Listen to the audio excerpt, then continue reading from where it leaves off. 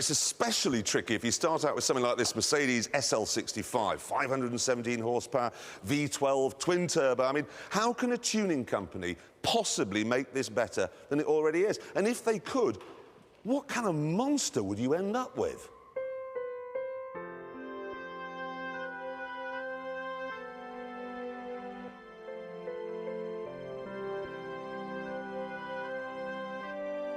Well, you'd end up with this, the most powerful convertible ever made.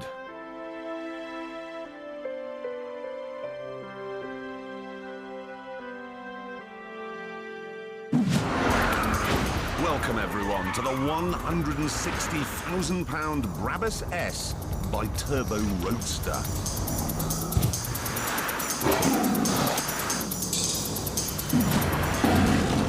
Sweet mother of God, this is fast.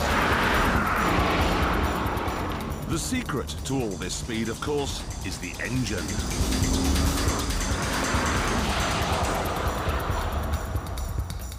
What Brabus do is take the standard Mercedes V12 and then throw almost all of it away. Only the cylinder block remains, and even that is modified. Everything else is new. New and bigger. The original car has 5.5 litres. This is a 6.3, and the result of that is dramatic. 730 brake horsepower. That's more than any Bentley, it's more than any Ferrari, more than any Lamborghini even. Of course, it's not actually that difficult to screw 730 horsepower from an engine. But it is difficult to put all that power on the road. And it's nigh on impossible when the engine is churning out an almost ridiculous 1,000 torques. 1,000 torques is what you'd use for restarting a dead planet. It's so much that when they put the engine in the car, it wouldn't move at all. Traction control just sat there going, this is impossible. And when they turned the traction control off, the rear wheels spun till the tyres burst.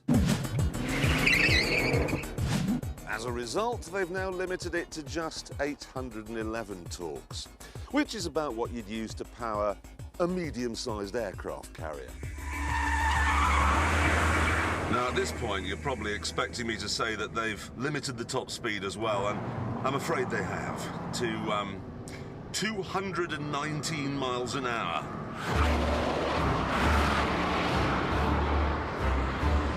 The top speed is incredible, but the way it gets there boggles the mind. 100. 120.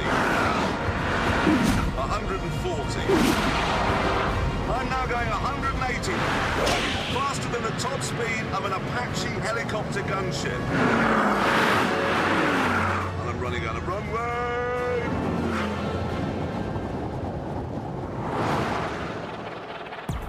I suppose I ought to explain at this point that Mercedes limit this car to 155 miles an hour because that's the limit of what various components can take. So if you're going to make it go 219 miles an hour, those components have to be changed. That discrete body kit, therefore, is not for show. It's there to keep me on the ground, which is handy when you're doing 320 feet a second. And what kind of underfloor engineering does the Brabus have to keep it in check at this kind of speed? Well, put simply, it's all very big. The brakes are the size of dustbin lids and have 12 pistons each. The tyres could encompass Neptune, and at speed, the whole car sits lower to the road than normal by 15 millimetres.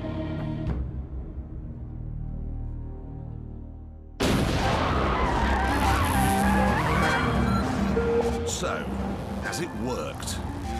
No, not really. Even though they've reined in the torque, there's still far too much of it.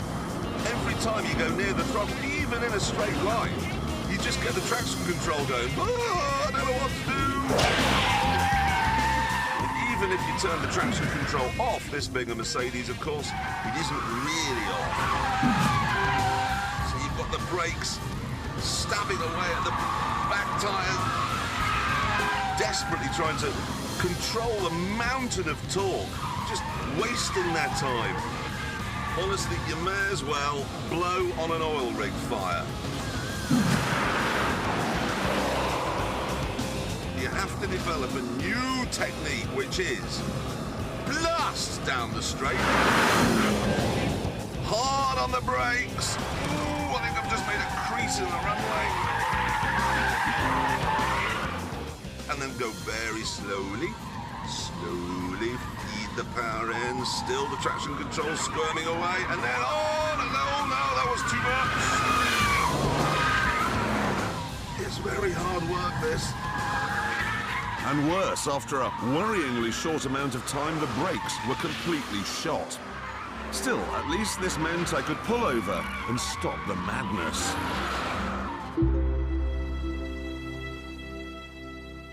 In terms of handling, then, this car is a nightmare. It just cannot cope with the volcano under the bonnet. Here, then, is 2 and a bit tons of proof that absolute power really does corrupt. Absolutely.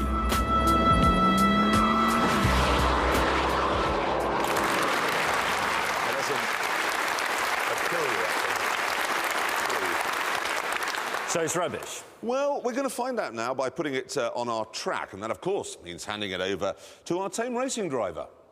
Some say that if you lick his chest, it tastes exactly the same as Piccalilli. And that at this week's Brit Awards, he was arrested for goosing Russell Brand. All we know is he's called the Stig. Away he goes, tyres struggling to contain all the torques. Here he is piling into the first corner already. A mighty struggle between power, traction control and the Stig. Look at that!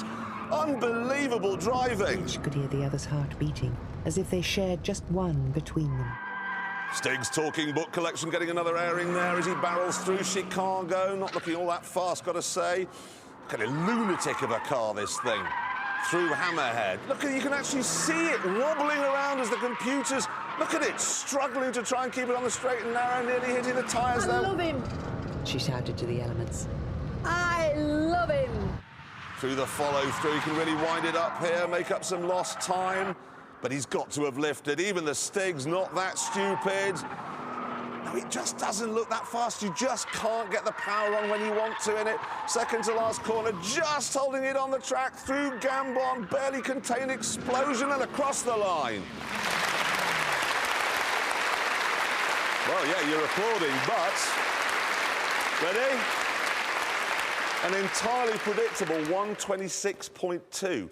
And the problem is very straightforward, OK? Mercedes spend £1 million a day on research and development. £1 million a day. So they've got the best brains in the world with all the money in the world to make the standard car as good as it can be. However, I don't think that this is the end for tuning companies, because if you look at the Jag here, OK, now they spent 35p designing this. Now, make no mistake, I love it, it's beautiful, but I do think that there is more power to be got out of the V8 under this bonnet. This is a prime candidate for someone to come along and tune it up a bit. You're right, you're right. And what's more, we're British. We are the inventors of everything. It is time to brace ourselves, hasten unto the shed, and liberate ourselves from the abyss made dark by the lights of perverted German science.